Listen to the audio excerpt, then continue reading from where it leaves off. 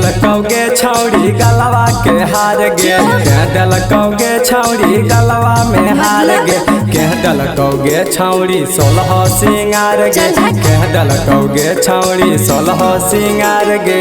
यारवा ता दिलकई गलवा में हार गे, यारवा ता दिलकई गलवा में हार गे, किया दिलकई हमरा 16 सिंगार गे, किया दिलकई हमरा 16 सिंगार गे। अच्छा तो ऐसा बात है,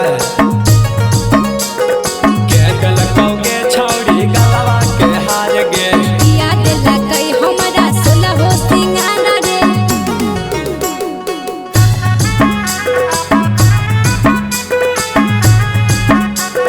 कह दिलकौगे छौड़ी 16 सिंगार गे, किया दिलकई हमरा 16 सिंगार गे। हम नहीं जानलियो तो छातल छिनार गे, अच्छा। पियावा जन तो करतो घर से बाहर गे।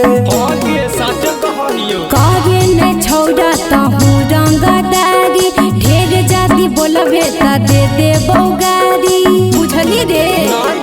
देले तो गे छौड़ी गरदा उड़ाए गे, देले तो गे छौड़ी गरदा उड़ाए गे, साचो। यारबा संगे छौड़ी जइबे पकड़ाए अच्छा। गे, यारबा संगे छौड़ी जइबे धराए गे। चल हट पागल।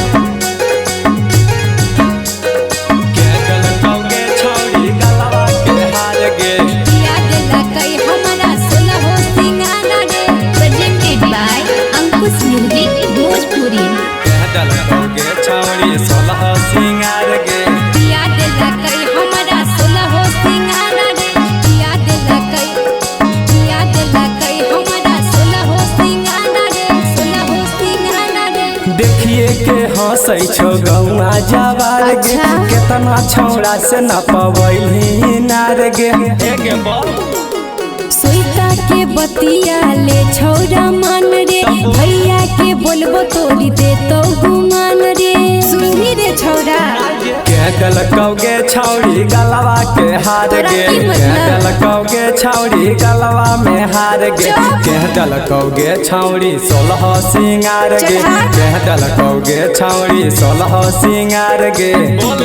का छोटू ता दिलकई गलवा में हार रे, रविस्ता दिलकई गलवा में हार रे, रणजीता दिलकई 16 सिंगार रे, विकास दिलकई 16 सिंगार रे, बुझली रे।